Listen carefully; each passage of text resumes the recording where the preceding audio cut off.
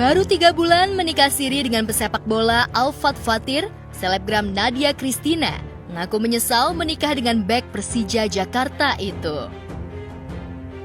Penyesalan itu Nadia ungkapkan saat tampil menjadi bintang tamu sebuah podcast. Di balik kemesraan yang ia perlihatkan bersama Alfat di Instagram maupun di depan wartawan, ternyata tersimpan aksi KDRT yang membuat Nadia menderita lahir batin. Dan yang lebih mengejutkan netizen, Nadia mengaku mengalami kekerasan dari Alfat sejak awal pernikahan. Lalu mengapa baru sekarang Nadia mengaku blak-blakan menjadi korban KDRT Alfat? Benarkah ia sudah pisah rumah dari pesepak bola berdarah Betawi Sunda itu? Di sini kamu bercerita aja santai. Jadi sebenarnya kan yang menjadi banyak pertanyaan di luar sana adalah kamu kemarin nge-up bahwa kamu mengalami KDRT. Betul. Itu betul? Betul. 100%. KDRT. KDRT. KDRT apa yang kamu alami? KDRT fisik berkali-kali. Kata udah pasti? Pasti, verbal abuse pasti.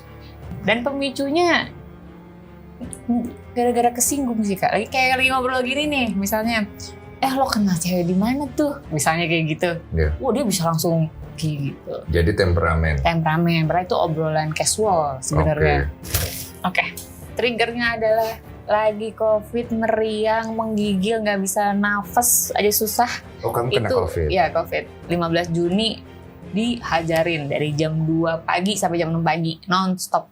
3 kali ya aku dengar ya? Itu yang saya ingat. Iya. Saya ingat. Yang paling parah, yang masih keinget sampai detik ini, yang membekas jadi trauma, sisanya nggak kehitung, Kak. Tapi itu semua kamu memiliki buktinya? Ada. Bisa. Fix. Fix, tidak ada yang bisa merubah pikiran kamu. Lebih baik melepaskan toksik, kita bahagia, daripada mesti mempertahankan sesuatu yang racun, yang toksik.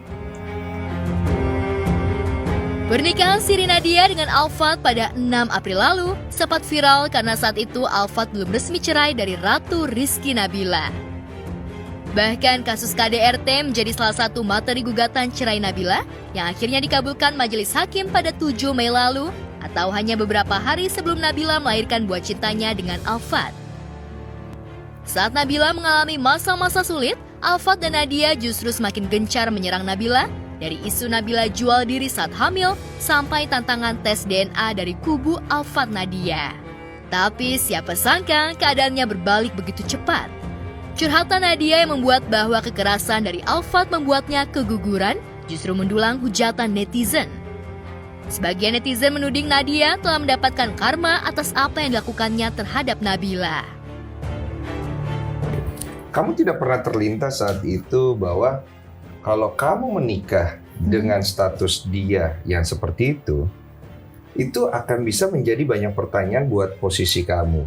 Kamu nggak pernah kepikir seperti itu? Kepikiran. Terus? Selain pertanyaan adalah masalah pasti ya kan. Betul banget. Terus kamu melangkah karena ya bujukan dia gitu.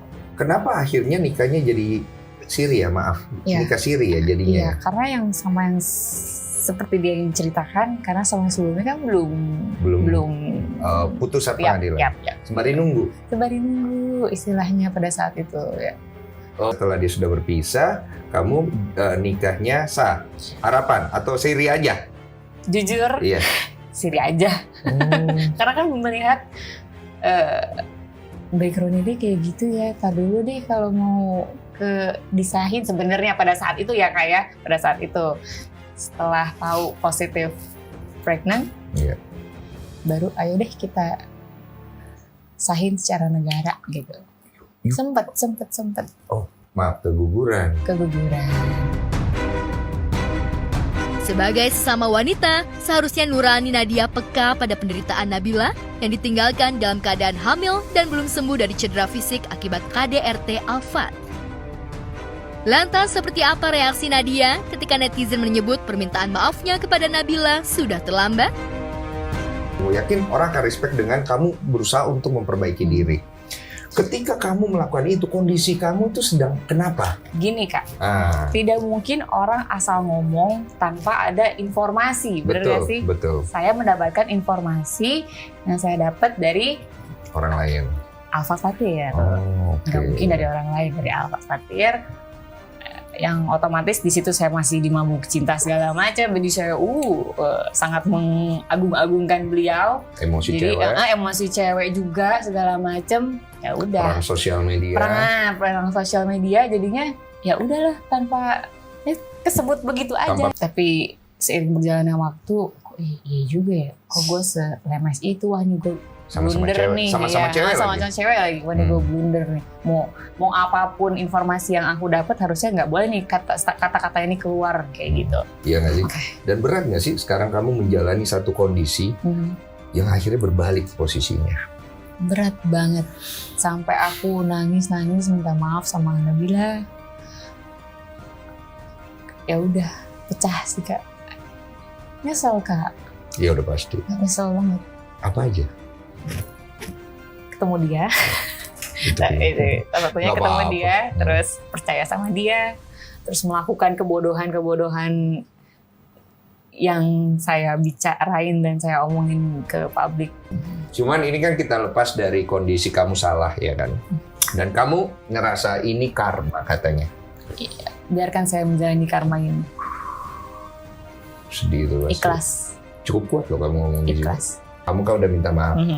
Kalau suatu hari nanti kamu ketemu Ratu nih, ketemu berdua ngobrol, are you okay with that? Atau kamu perlu waktu lagi untuk itu? Mau banget, mau peluk, mau nangis, mau minta maaf dah. Iya, kamu pengen berdamai sama ini semua ya? Mau Oh. berdamai dengan ini semua, terus jalanin hidup seperti sebelum bertemu dengan Alfa Fatir. Sempat ingin melaporkan Nabila dan Bunda Maya Estianty ke polisi karena dituding mencemarkan nama baiknya. Sekarang Nadia justru mengharapkan maaf dari seterunya itu. Tapi getolnya Nadia bersikap sebagai istri yang teraniaya saat tampil di podcast justru kurang mendapat simpati dari masyarakat luas. Nadia yang berstatus janda 2 anak saat dinikahi Alfat malah dituding ingin pansos lantaran sejak konfliknya dengan Nabila redup dari pemberitaan, namanya tenggelam dari kancah media sosial dan hiburan. Jika memang mengalami kekerasan dari Alfat, mengapa Nadia tak lapor polisi seperti halnya Nabila? Ada rencana untuk melaporkan hal itu? Keluarga gemes banget ada. Keluarga pasti. Mau. Nah kalau kamu sendiri akhirnya gimana? Aku masih kayak mikirin dia ada tanggungan ya, dia mau nafkahin anaknya. Mudah-mudahan iya ya, mudah-mudahan iya ya. Iya. Jangan sampai janji-janji palsu lagi seperti yang kita tahu kayak gitu. Nah aku dengar juga. Jadi aku kayak gak tega gitu, ngepolisi ini ada gak tega. Kalau kata teman-teman masih aja kayak gak tegaan sama Alfat segitunya sama lo kayak gitu. Iya tapi itu kan keadilanmu kan. Betul. Kasus narkoba yang menjerat sosialita Jennifer Jill Supit alias Mami Ipel, istri aktor Ajun Perwira, kembali disidangkan di Pengadilan Negeri Jakarta Utara. Agenda sidang yang beragendakan mendengarkan keterangan saksi dari pihak terdakwa itu diwarnai drama menarik. Pasalnya yang hadir bukan suami dan putra Mami Ipel, tetapi dokter dan konseling dari BNN. Kuasa hukum Mami Ipel, Sahala Siahaan, seolah menyebut bahwa penahanan dan rehabilitasi terhadap kliennya diwarnai intrik-intrik hukum. Pasalnya, Mami Ipel yang tengah menjalani rehab di panti malah dipindahkan ke rumah tahanan Polda Metro Jaya. Mengapa demikian? Benarkah tersangka kasus narkoba yang tengah direhab bisa dijebloskan kembali ke tahanan? Agenda hari ini adalah saksi ada charge dan ahli. Ada charge-nya itu dari ada 2 dari BNN, 1 ahli psikiater yang kena pengalamannya kita meminta pendapat karena beliau juga seorang psikiater di RSKU. 2 yang pertama menjelaskan ada program asesmen, tetapi dari program itu tidak berjalan dengan baik. Oleh karena saudara JJ ditarik dari hidup, sehingga programnya tidak berjalan. Rutan Polda. Nah, Rutan Polda itu tidak ada fasilitas rehabilitasi seperti yang di BNN Lido. Saya kurang memahami kenapa itu berubah. Kami juga tidak sependapat dengan hal itu. Nah, yang bisa menjelaskan itu jaksa. Berapa lama Bang dia sempat di... Kurang lebih 2 bulan di BNN Lido. Selain saksi dari pihak BNN yang diharapkan meringankan hukuman kliennya, Sahala juga menghadirkan saksi ahli, yaitu psikiater BNN. Psikiater yang membantu merehab mental Mami Ipel pasca menjadi pesakitan, berusaha meyakinkan majelis hakim bahwa keputusan yang tepat untuk pengguna barang haram adalah direhab. Lalu benarkah Mami Ipel sempat mengalami sakau di tahanan? Dia ini dari narkoba lagi direhab. Di stop. Ini dampaknya. Ini yang berbahaya itu. Bang, tadi 2017 Mbak Didi juga pernah pakai sabu dan direhab juga. Iya, Itu atas kemauan sendiri kan rehabnya atau bagaimana? iya atas kemauan sendiri. Berapa lama dan Kurang lebih 3 bulan ya. 3 bulan pertama di BNN dulu ya. ya BN? Pertama di BNN dulu volunteer. Setelah dari BNN mengikuti program 3 sampai 6 bulan, kemudian dilanjutkan ke Yayasan Rehabilitasi di Agape. Artinya dia punya kemauan untuk itu.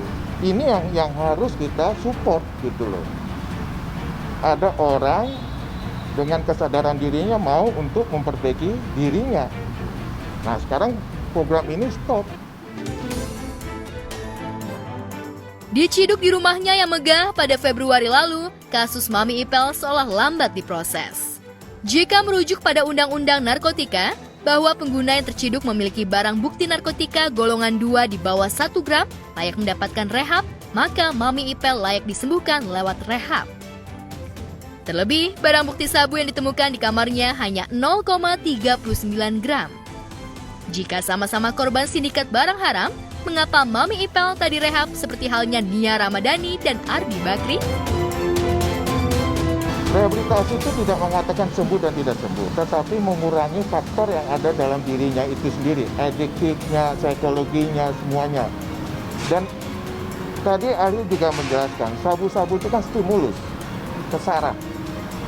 Jadi bagaimana mereduce keinginan terhadap pencetus-pencetus trigger yang akan kambuh lagi. Itu yang harus dipantau terhadap seseorang yang menggunakan narkoba. Sering berarti? Cukup sering. Makanya dia melakukan voluntary rehabilitasi. Itu yang kita harusnya hargai dan support.